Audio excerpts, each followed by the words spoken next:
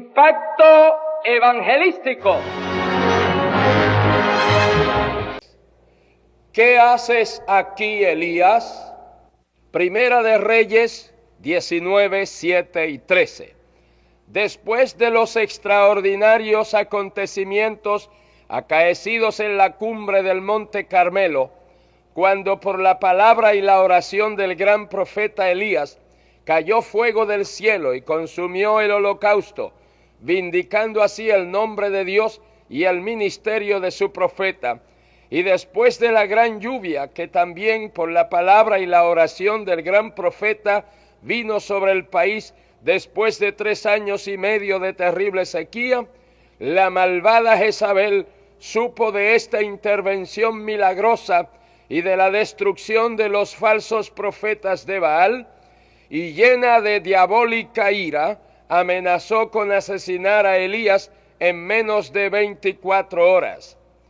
Evidentemente abatido y desalentado por razón de que después de tales manifestaciones del poder de Dios, como el fuego en el monte Carmelo y la lluvia en todo el país, la nación, desde el rey hasta el último ciudadano, debiendo regresar a la adoración verdadera a Jehová, seguían adorando los dioses paganos de los Baales.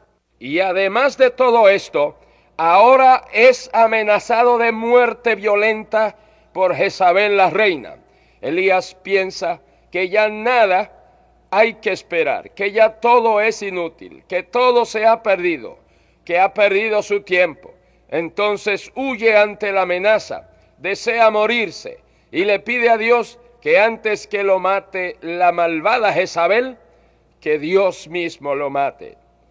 Pero Dios lo conforta, lo alimenta, lo protege y le dice, para sorpresa de Elías: largo camino te resta.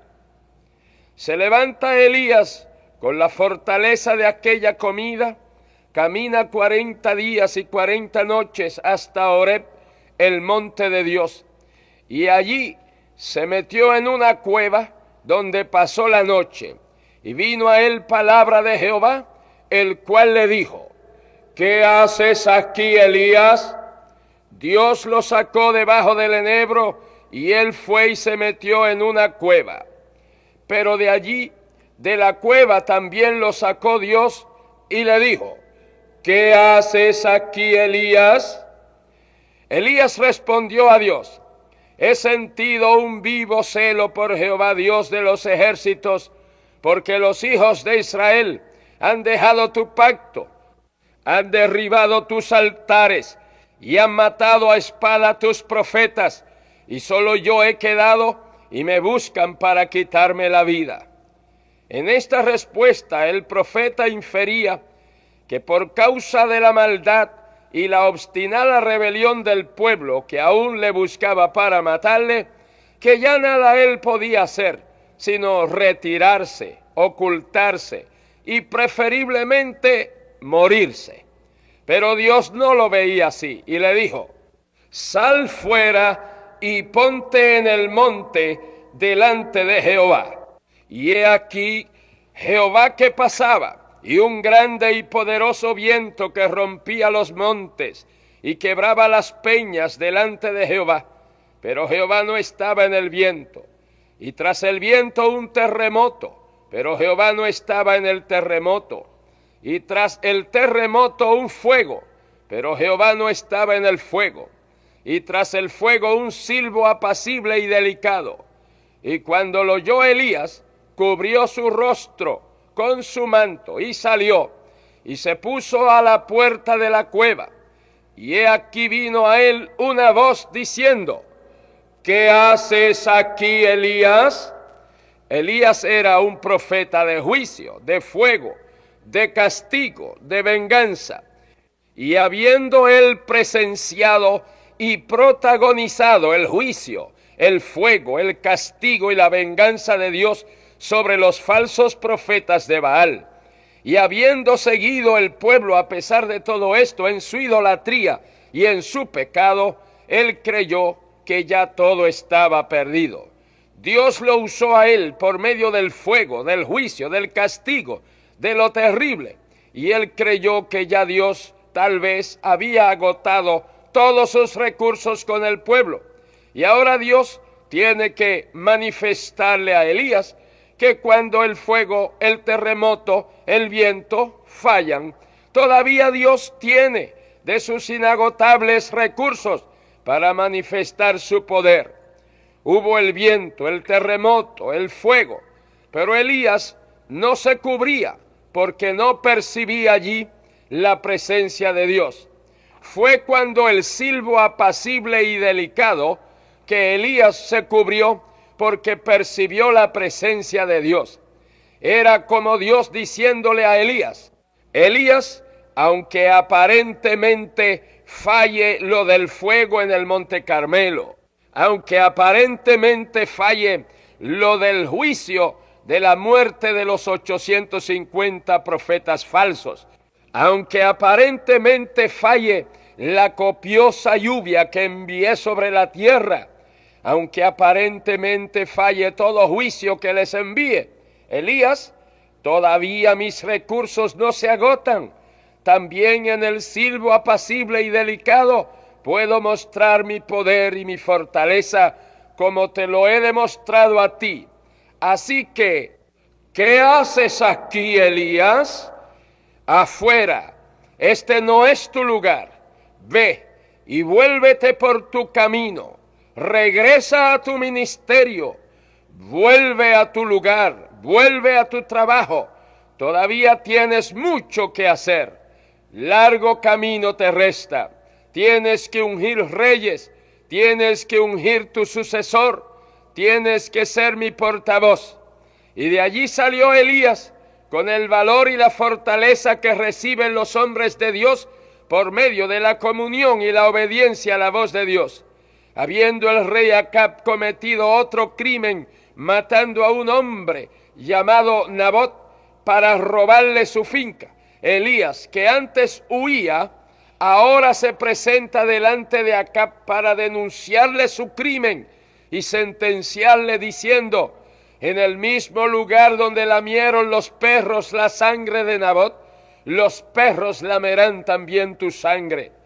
Acab, asustado por la presencia de Elías, le dice: ¿me has hallado, enemigo mío? Le respondió Elías: te he encontrado porque te has vendido a hacer lo malo delante de Jehová. Después que Acab murió, el hijo y sucesor de Acab quiso matar a Elías y mandó oficiales y soldados a prender a Elías, pero Elías ordenaba fuego del cielo y los mataba a todos. Y concluyó Elías su poderoso ministerio, no cuando él intentó, sino cuando Dios quiso, y Dios mismo lo llevó al cielo en un carro de fuego. Gloria a Dios. Hoy también hay muchos que también han abandonado su ministerio y su responsabilidad. Se han metido a la cueva del miedo a los hombres y a las persecuciones, a la cueva del desaliento o de la indiferencia, y otros a la moderna cueva de la comodidad con sus artefactos eléctricos, sus mullidas alfombras, o a la pulida y refinada cueva de la intelectualidad materialista y escéptica. Sí, muchos de los que me escuchan están en una de esas cuevas o de alguna otra no mencionada. Me ha movido a predicar este mensaje una carta que recibí de un oyente y me dice: fui llamado al ministerio en el 1948 en Puerto Rico, donde trabajé como obrero por 4 años. Un día sufrí una tribulación muy grande y vine a Nueva York y me metí en la cueva. Pero un día, escuchando su programa radial, mientras usted predicaba, la plenitud del Espíritu Santo me inundó y no pude menos que llorar y prometí al Señor continuar ganando almas para Cristo. Cuando comencé cultos en mi hogar con mi familia, pues tengo 12 hijos, comenzó otra persecución. Me pidieron la tarjeta de miembro de la iglesia que asistía y entonces me volví a meter a la cueva y me he sentido atado. Hoy recibí su revista y al leerla he recibido nuevas fuerzas. Necesito su orientación. Hasta aquí la carta. Amados míos, nada justifica que desobedezcamos a Dios. Nada ni nadie es suficientemente grande para que nos metamos a la cueva. Por mi obediencia a Dios y a su llamado en mi vida, hombres, diablos y demonios han querido cerrarme el paso para que me meta a la cueva, pero Dios me ha dado gracia para ignorar todo y seguir en la senda que Él me ha trazado.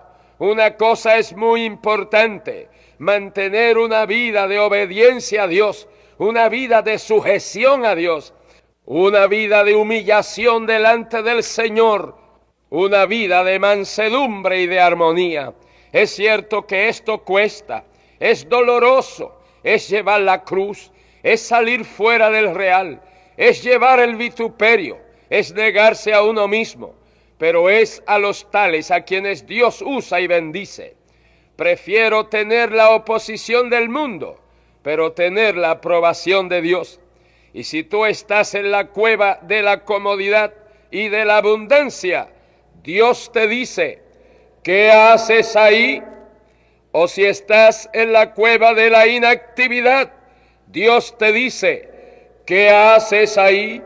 O si estás en la cueva de la jubilación, Dios te dice: ¿qué haces ahí?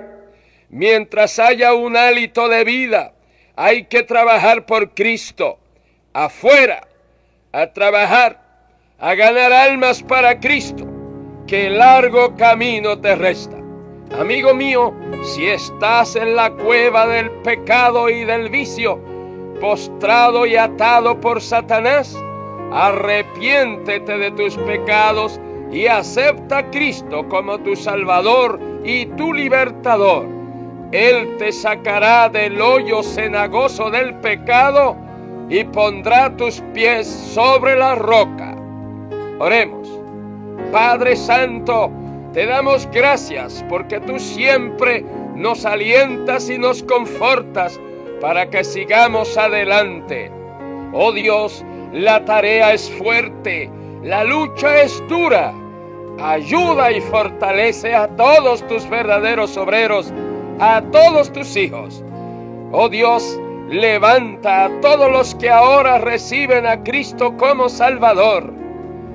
Extiende tu mano sanadora sobre todos los enfermos. Que todos hagamos tu santa voluntad. En el nombre de Jesús nuestro Señor. Amén.